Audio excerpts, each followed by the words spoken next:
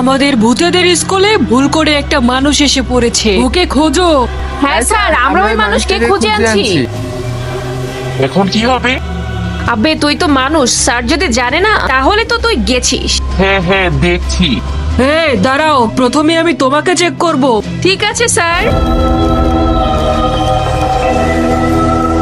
হ্যাঁ তুই ভূত, ঠিক আছে বসে যা। ঠিক আছে স্যার।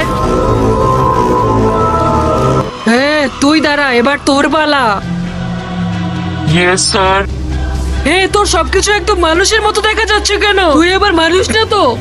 না স্যার। আমিও এক ভূত। ঠিক আছে বসে যাও।